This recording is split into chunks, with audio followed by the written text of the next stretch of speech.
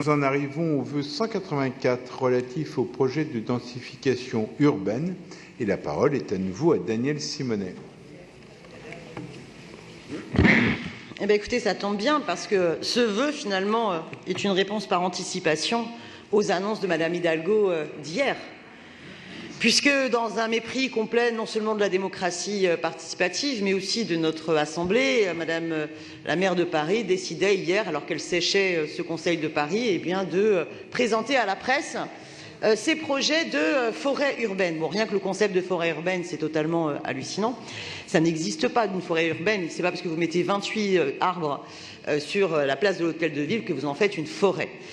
Eh bien, moi, à travers ce vœu, je voudrais vous dire que l'urgence écologique et les rapports qui ont montré d'ailleurs que là où il y avait le moins d'îlots, là où il y avait le plus de problèmes justement d'îlots de chaleur urbains, c'était dans les quartiers populaires nord-est, qui avait même une corrélation entre le niveau de revenu et le nombre d'arbres, et qu'en clair, eh c'était bien dans les quartiers populaires qu'il fallait absolument avoir des projets de retour pleine terre, de plantation, de remettre de la végétalisation, et pas simplement sur des façades et sur des toits, mais vraiment de la vraie végétalisation.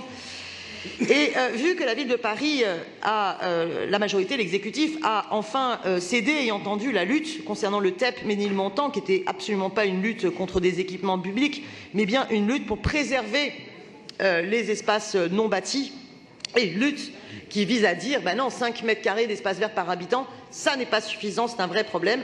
Eh bien, à travers ce vœu, je vous propose, dans la suite de cette sage décision d'abandonner le projet du TEP Ménilmontant, eh bien, de renoncer au projet de densification de la place Mazas, de renoncer au projet de Tour Triangle, de Bercy-Charenton, de Chapelle-Charbon, de l'îlot Néterre-des-Bergues, de l'impasse Boutron, d'abandonner les projets Réinventer Paris et Réinventer la Seine qui sont contraires à la nécessité de préserver la Seine comme patrimoine mondial et comme respiration essentielle à notre capitale.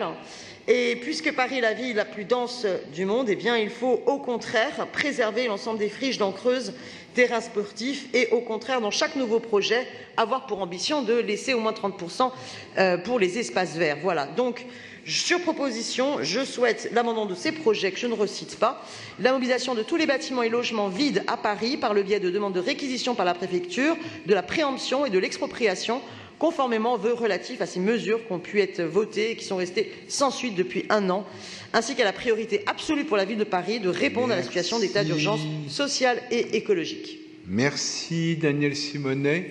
Jean-Louis Missica pour répondre à cette intervention tout en nuances. Avis défavorable. Avis défavorable. Je mets donc aux voix le vœu 184 avec un avis défavorable de l'exécutif. Qui est pour, qui est contre, qui s'abstient. Il n'est pas adopté.